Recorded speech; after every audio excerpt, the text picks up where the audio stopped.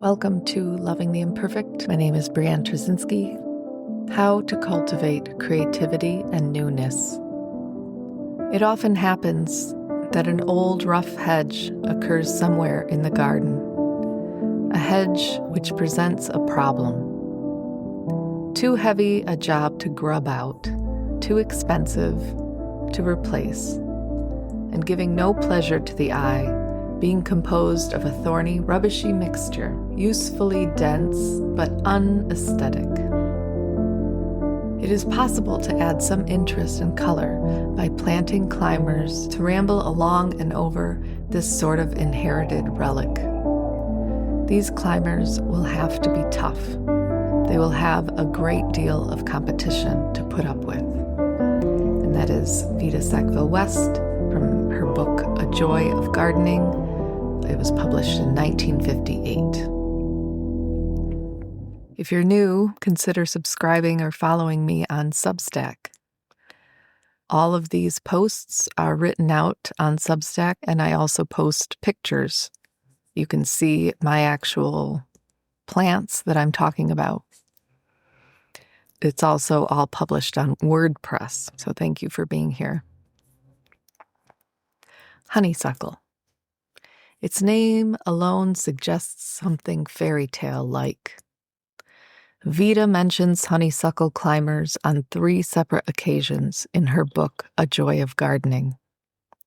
She mentions them for this purpose, to cover a problem.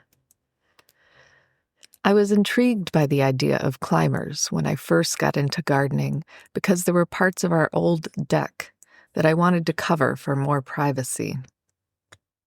Climbers are great for this.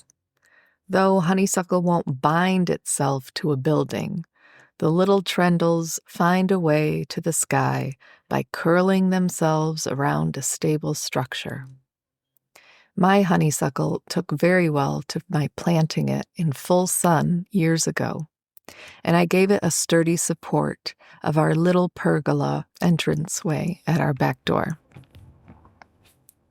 Vita explains, and this is what I love about her, that climbers, strong ones, can be used to cover an unsightly hedge that is too difficult to take out.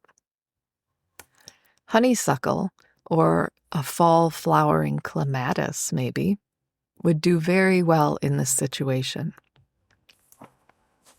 I love that she thinks outside of the box here and uses a more creative approach.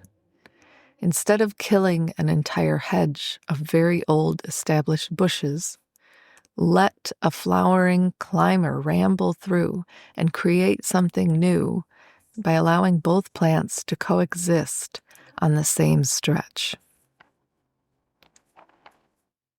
If anyone out there is going to experiment and do this, I would suggest keeping a close eye on the climber in the bush, cutting the climber back if it seems to be choking out the hedge.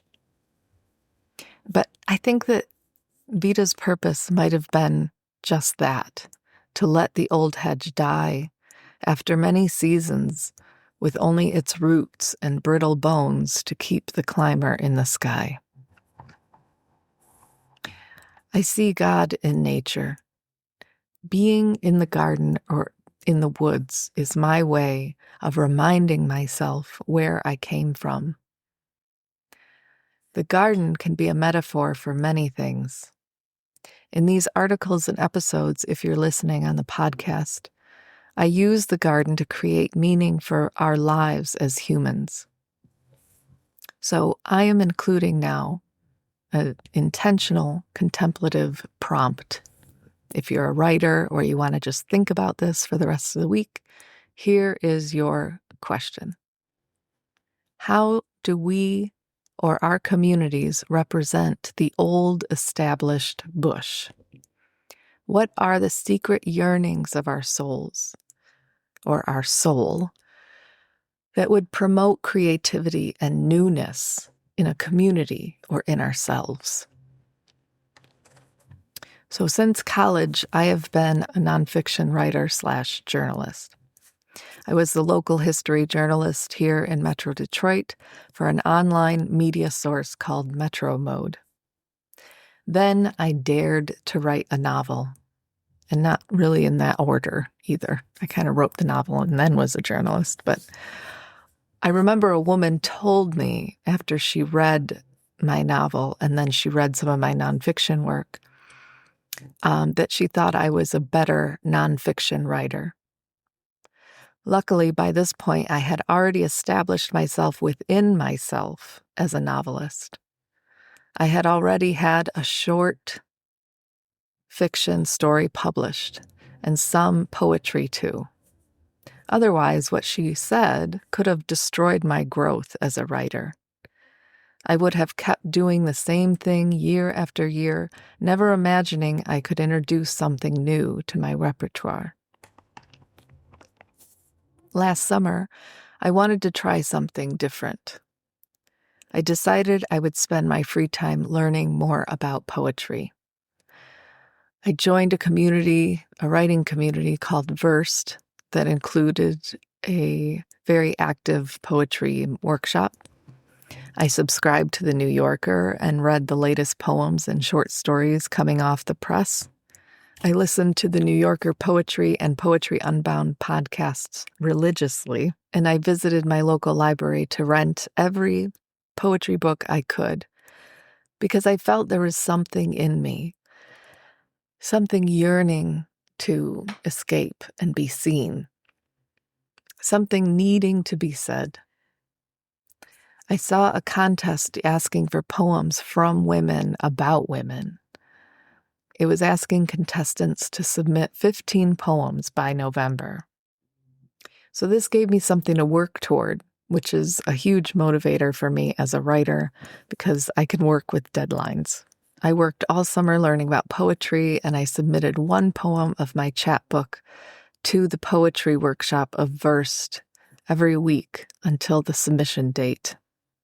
Then I submitted my collection to the contest, and a few months later, on a snowy night in March, I learned that my manuscript, although it did not win the contest, was accepted for publication out of 300 submissions.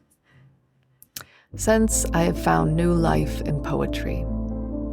Yes, I had always dabbled in it, but now I consider it a serious art form that can transcend meaning beyond the page, beyond the garden, beyond myself.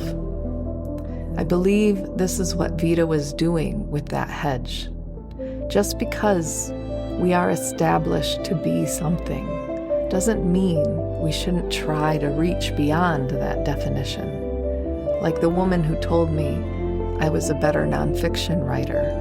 She wanted me to stay a bush, but I knew the truth. I had flowering tendrils in me that yearned to reach for the sky, and I hope you do too. Plant them, let them grow. Thank you for joining me today. Bye-bye.